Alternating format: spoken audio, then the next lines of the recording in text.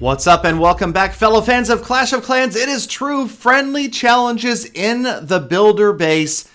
Something that a lot of people never expected to see, simply because I think a lot of people thought that this would happen. People would practice and practice and practice on the same base until they got it right. And so that's sort of what I did here. Now, the thing you guys have to remember is a couple of things.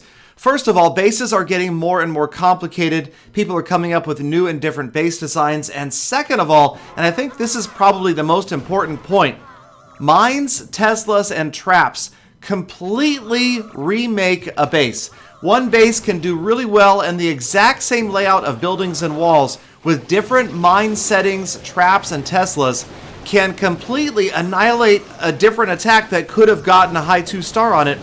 So I feel like to an extent, yes, there are certain base designs that will be kind of taken apart by the friendly challenges, but for the most part, I think this is a huge, fantastic addition to Clash of Clans. I cannot wait to do builder base tournaments. That is actually what happened recently. Eric from Full Night Attack participated in a quick tournament that we were doing for the update. I unfortunately did not get a chance to get in there, otherwise I definitely would have crushed Eric. I'm just kidding, he's really good, he probably would have beaten me. But he won, and I ended up with 1,000 free gems for my clan, so that was pretty cool. Everybody in the clan Full Night Attack ended up with 1,000 free gems, so that was a lot of fun. Those guys were very excited to get that. And definitely things like this are going to be happening, so if you guys are interested, I will be running invitational challenges in the future, and not just at maxed out Builder Hall 7. How about Builder Hall 4, Builder Hall 5, Builder Hall 6 tournaments? I want to see the best of the best attacks, and I think that the best way to do it is to run friendlies. Now right here, this is the countdown base that I've been using for a long time, and if you look at the chat, you'll notice that I kind of worked on a back and forth with myself. Now, this is obviously what players could do if they really had the time and wanted to put forth the effort. 2 accounts and do this. Now, how many people have 2 maxed out accounts? I don't know. I don't have 2 maxed out accounts, but I do in the developer mode.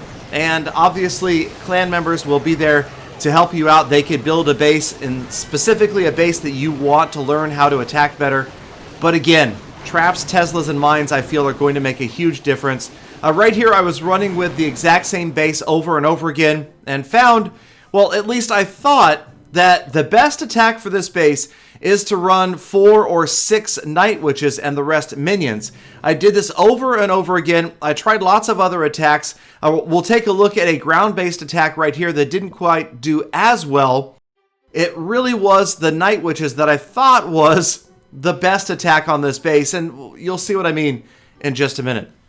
Yes, we've got other clan members that are going to pop in and try out this base as well, and with somewhat of a shocking outcome.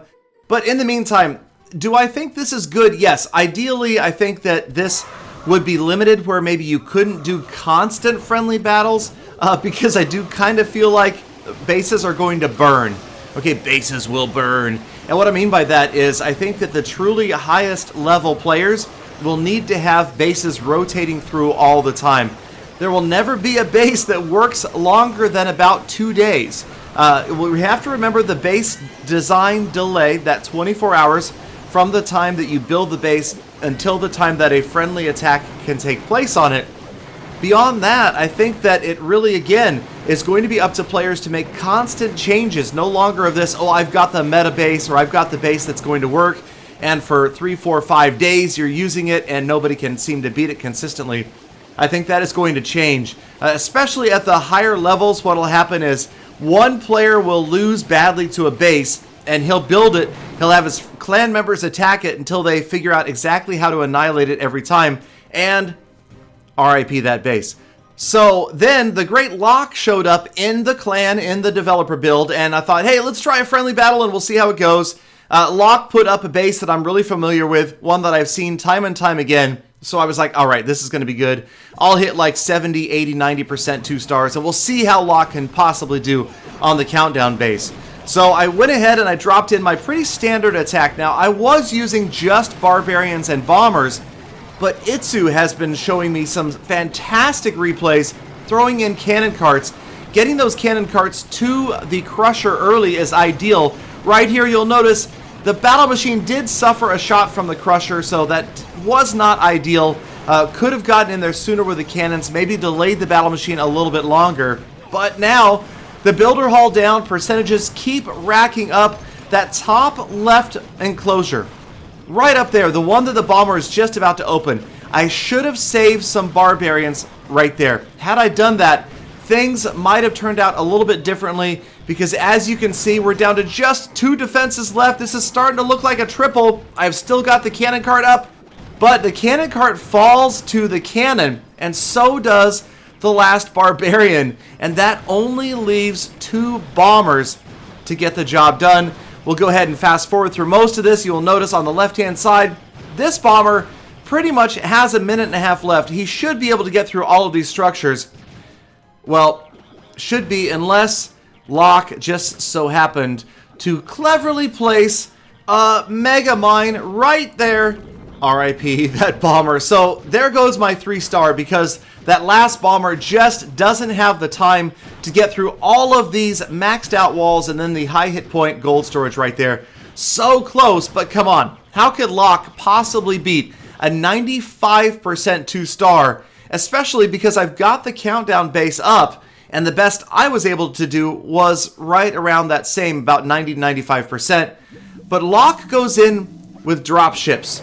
Okay, so good attack, and look at the multi-finger deployment of the minions. He drops those minions in so quickly. That helps. But watch closely where Locke does get a little bit lucky. I'm not making excuses, maybe I am. But you'll see where Locke just barely is going to get his battle machine to survive right here. So 1 shot from the crusher, and here comes, no, 2nd shot from the crusher. Somehow the battle machine just barely hanging on for dear life. Right here with about 2 hit points left, manages to survive because no ground defenses are firing on him. Even the Tesla just slightly out of range, and that is going to allow that battle machine to survive. Now that the Tesla is on him, he's got his ability. That's going to keep him up even longer. Any second now, here it comes, and there you go. So RIP my base, or the countdown base, as Locke shows in 1 try, in 1 attempt. We did not do this more than 1 time.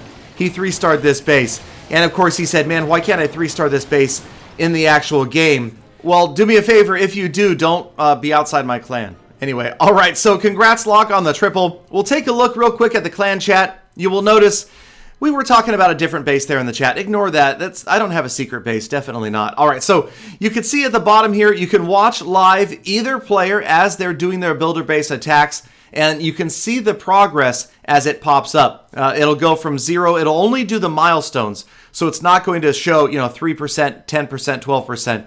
It'll just be the milestones. I'll show that in just a second. Now let's check out the friends list. You can add friends, search for players. Now you guys are familiar with the friends list, of course, but we're going to go ahead and add Eric, and now we've got Galadon, and Eric. I have a couple of Galadons here, so it's a little confusing, but there you go. And you can see when your friends are online now.